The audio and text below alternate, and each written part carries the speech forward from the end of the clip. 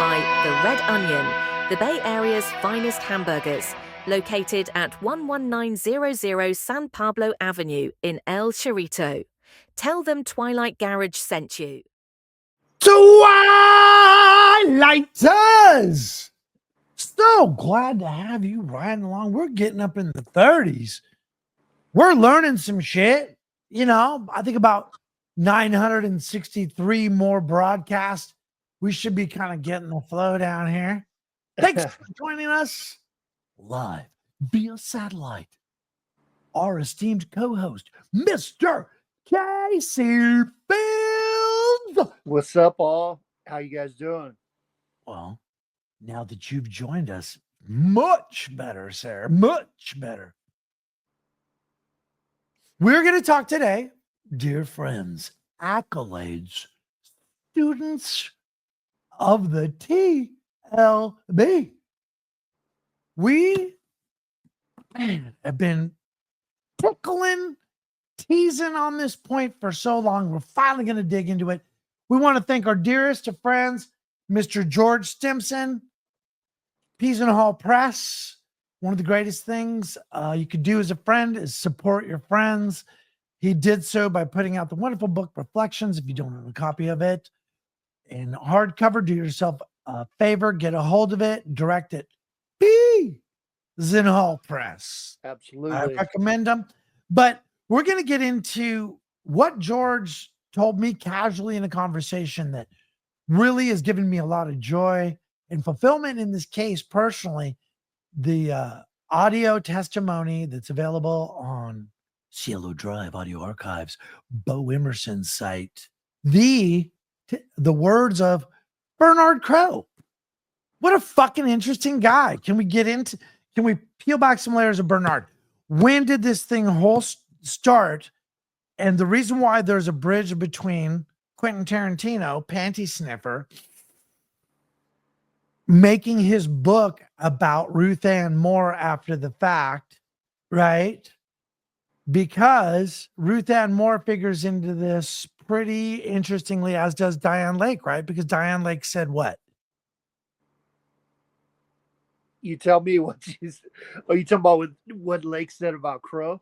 Exactly. It was this whole thing was there was clearly a past, and I think only the younger people in the family saw that it was Ixnay on the Ernard croquet. You know what I'm saying? Yeah. So yeah, Diane Lake, her choice of words were interesting, but she said he was the Negro member of the family.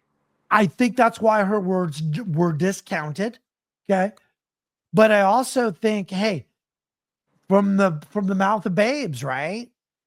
I think that's a seed. And if we want to, look at the acorn that could be in logic, and we could establish this relationship, dear viewers, my anchor, my rock, my fucking buddy, bro, your understanding of what is germane to this case, what fucking matters, has really made this such a joy, dude.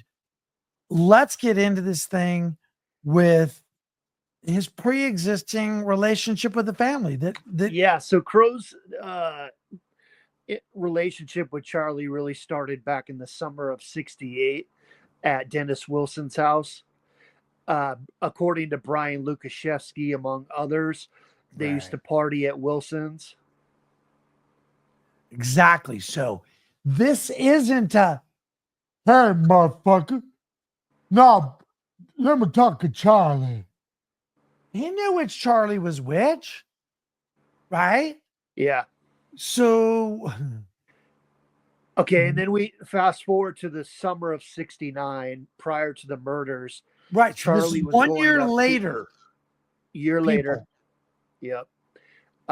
Charlie was going up to hang out at a vacant house that was about 4 or 5 houses down from Bernard's Crowe's house in Laurel Canyon. Okay, Crowe now lived what? on Woodrow Do we know Wilson what street Drive. this is? Okay. What? So which drive? I'm sorry. Yeah, so Crowe lived in a cul-de-sac, kind of on Woodrow Wilson Drive in this other street that was in the back. Basically, on that street was this vacant house, and neighbors were reporting to the police all summer that Crowe and his buddies were doing drugs and partying up at this abandoned house. Charlie's bus was parked there all summer long. Next door, there was a guy that owned a red Toyota Land Cruiser, which Charlie, actually Bruce Davis, ripped off on September 1st after the murders, and they So drove this is that September. out to Death Valley. That's September 1st, 69. My father, who was a Land Cruiser enthusiast and was out in his Land Cruiser himself, right? He always told me the story about meeting them. And that was the one point he always made. He never related to us. He didn't have any pictures of us as kids or pictures of anybody else. It was all pictures of our cars. Like our cars represented us. So the way he remembered every character in the story was their relationship to what vehicle they were associated with. Yep. So he had a big point that stuck out was this red Toyota because they were so supremely rare. Yep. So this is now, so summer of 69 going into the fall, you're saying? Yeah, all throughout the fall. book Desert Shadows, they refer to that red Land Cruiser, seeing it all over Inyo County, all over the desert. Which is where I first learned about it in what is my favorite book after Reflection and the great Jess Braven's book Squeaky. Desert Reflections is an incredible document and just a beautiful piece. I don't understand why it isn't referred to and wasn't a bigger book. I just don't get that. But those pieces of information were incredible. And when I read them, I realized there was credence to my own father's story, and it brought me closer to this case. And so when I think about that thing being stolen from Hollywood, the photos you shared with me recently of Woodrow Wilson Place, which was the cul-de-sac, I didn't picture Bernard Crowe's place being quite so private, it was pretty exclusive looking. Yeah, absolutely. High up in the Laurel Canyon Hills, people buy those houses for the view, right? And it's not, a lot of these houses are built on stilts. They look pretty sketchy from underneath. Any kind of large earthquake's going to wipe these places out, And wasn't the backside of that particular house on some pretty incredible stilts? Yeah, really I don't know ones? if Crowe's house was per se, but a lot of those houses in that neighborhood, Okay. they're very sketchy. Well, he was up more in the corner pocket. You're right. I was just wondering about the house they were partying in because think about, okay, it's a looser time. Things aren't quite as exclusive and expensive. Cops are doing what the cops are doing. They have racial unrest. They have these things going on. A bus, some hippies partying in a vacant house. Maybe people in the Midwest would find that hard to believe. We partied at what we found out was Errol Flynn's place a lot in the 80s. It was a big time punk rock late night gathering place. You'd be up in the hills.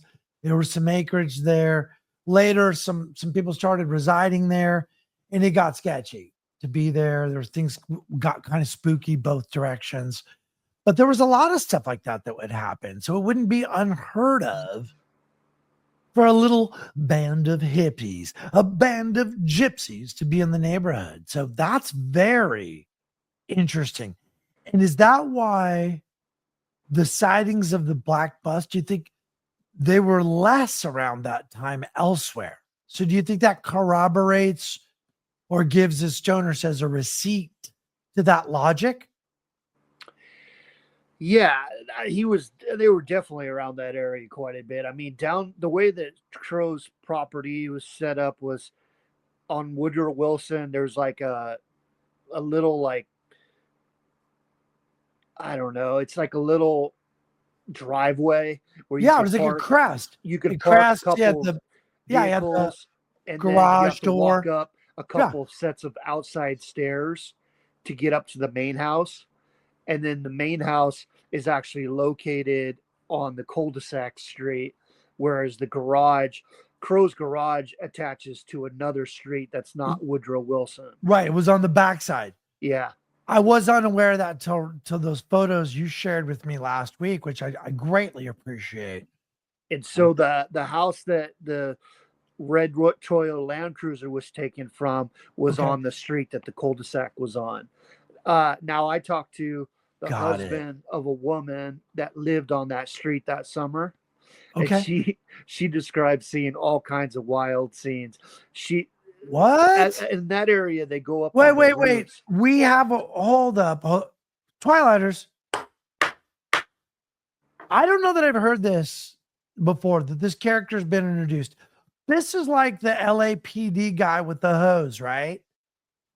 The photographic memory. Yeah. You're telling us what now? Has this been noted before, or is this you? Where did this come from? This is coming out of Ed Sanders' private files, right? Which haven't been. You could find them in the Princeton Library, right? But you're the first person I've heard advance this. Is that true? Yeah. I don't think it's Twilighters. Okay, let's go back. Could you rephrase that one more time? Because I just want to very egotistically claim that as a piece of history. This Twilighters is why I wish you would please like and subscribe. If you do that, we're going to have more guests. We're going to have more opportunities to travel. We're going to get you in these libraries, in these archives yourself, so that you can touch these documents, bring them home yourself. It's not about us and our ego. The ego comes into getting you to like, subscribe, and make this thing happen so we can keep this case chugging. Now, let's go back to what you said, because wow, Casey, that's incredible. Now, let's hear it one more time. So in going through Ed Sanders' documents, I had to read about 135 pages just to get this thing down, summarized into about 2 pages. And we call that stunt reading. Yeah. And so basically, LAPD was being alerted to activities going on Loyal Trail, which is the street, the cul-de-sac, right? Which is the side neighbors were complaining about this partying going on. But they had to build a case in order to get a search warrant to raid the place, right? And really what they wanted to raid was not the party house. They wanted to raid Crowe's house further up the street. Because once the cops probably observed what was happening, they were able to figure it out pretty quickly. Yeah. And then the crazy thing is, hey, if there's any heat, they can park on the backside there on Woodrow Wilson, come through Crowe's place and pop over onto the other trail where the Toyota was stolen. That's right. Wow, that is tactically an incredible advantage. And this woman talks about sitting, she was like a teenager at the time, but she's up on her balcony, kind of overseeing at night what's going on in the street. Okay. It reminds me of that movie, The Burbs. Great movie where, they sit around watching the neighborhood, right? Okay. And she described seeing that summer things taking place in the neighborhood, orgies happening out on the sun decks. Ooh, outdoor getting it? Yeah, people were getting it on at Crowe's place. Woo. She described going on a walk where she's walking her dog, where all of a sudden she found a baggie full of drugs. Nice. That must have been dropped during the fleeing of a raid or something. Or who knows? They're just so wasted. It was late at night and they couldn't find it. Didn't have a flashlight, bro. Yeah. Because they did get in the car. Don't bring no lights on. After the Manson family was arrested, she was brought in again by LAPD and shown mugshots, and she identified Charlie as well as others as people that she saw partying with Crowe. Now, when was this testimony made? Her interviews happened, I believe, in December of '69 and January of '70. So, are those available on the archive? No, but you have references from the LAPD to talking to her. Okay. There's no transcript. Oh, okay. Yeah. Because normally we would just tell you to hit the yellow drive. And then I was able to archives. track her down based upon her name being released in these documents. Well, she passed away in 2015, but I was able to speak with her husband Okay. and ask When him was some this? questions. When did you speak with him? Yeah, I did a couple weeks ago. Oh, so very recently. Yeah. Interesting, people. Interesting. All very interesting. So Now, Crowe, Crowe. so they stole the car after Manson had already shot Crowe. Remember, he shot Crowe on the 1st of July in 69, and then in September of 69, they're So 2 stealing months the red. later, Yep. the day almost. And So that was like the way that car theft went down is kind of interesting as well. The neighbor that owned the red Toyota Land Cruiser one day heard something going on in his garage, and he walked out there and he saw Charlie and some other people trying to rip his car off, and he ran them off. So what the family did is they waited a couple weeks, and this guy went out to go play a card game in Van Nuys. And while he was at his buddy's house playing some cards, Bruce Davis and some others stole the car right there.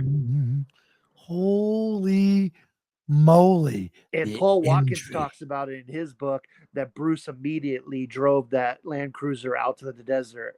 And they took the spare tire off the back of the Land Cruiser, which I know you're familiar with those vehicles. You own one. And he mounted a 45-gallon gas can onto the back. I don't know about 45-gallon, but yeah, I don't. It could have been sizable. I mean, dude, seriously, it was probably a 5-gallon jerry can is what it was. Yeah.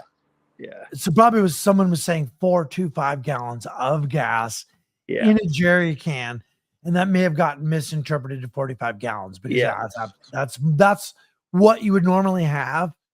Is most desert guys, if you've got a FJ40 like we're talking about, you would have like my father had at least 2 jerry cans, so that's 10 gallons, and then you'd have 2 spares. So oftentimes they put the jerry cans on the back depending on the door configuration, because you'd either have what's commonly referred to as a clamshell or a barn door, cargo door, right? So depending on the configuration was where you put your gas cans. If you had the barn door, tires on back. Yep. Gas on back, tires on side.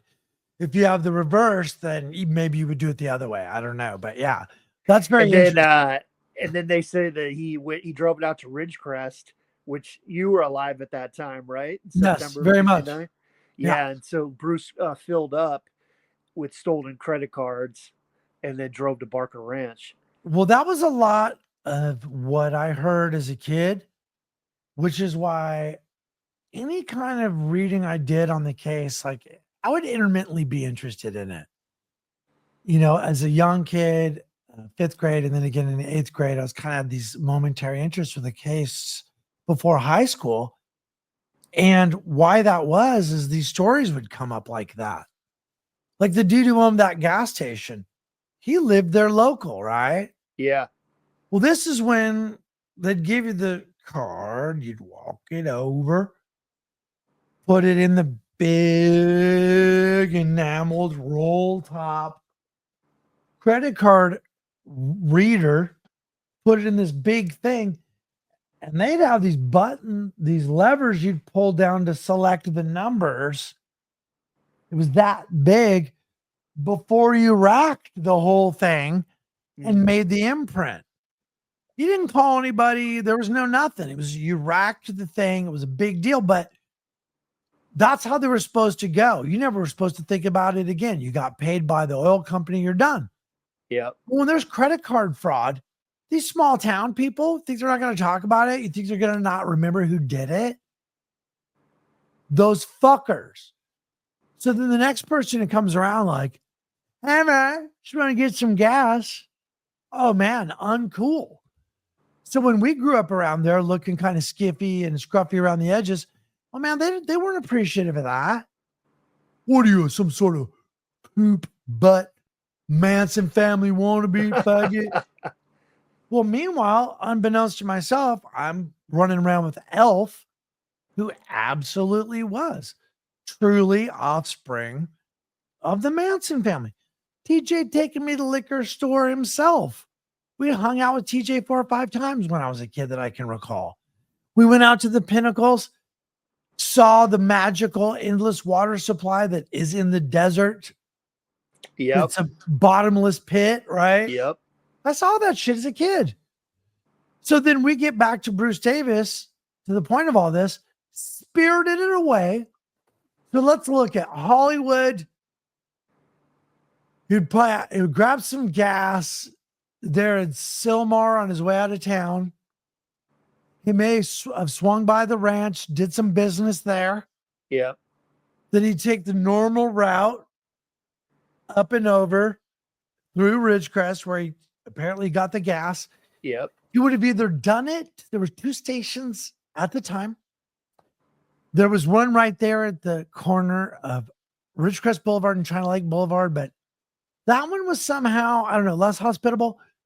If you went up on China Lake Boulevard, just a few blocks, 1 block up, you had a Chevron station. 5 blocks up, you had the Western station, which is where most of the stories we heard. I don't know if it's because my dad frequented that station more, or we just heard more stories about him. And we heard about that Bruce Davis story. We heard about that one. Yeah. Yep. and going back to what you were saying a little bit last episode, that Toyota Land Cruiser, right, was so easily recognizable out there in the desert that they drove it up to the hot springs up there by Tea Kettle Junction. They were camping. People passed by and remembered them. Yeah, there's a vehicle that they rented from Chatsworth, a green Buick that they drove out to their campsite, which I think Nancy Pittman ended up crashing into a tree. That was a Ford? That was a Ford. Yeah, the Buick was bought in 69 for Charlie by Terry Melcher at Bud Air Chevrolet in Ridgecrest, which is directly next door to the Western gas station I'm talking about. So Melcher and Charlie were there. They were in the Toyota Land Cruiser when they committed the arson on the Earth Mover. Correct. And so they were seen by people, recognized that told Inyo County police and park rangers, hey man, the people you're looking for that committed that arson, they're in that red Land Cruiser. Then they took to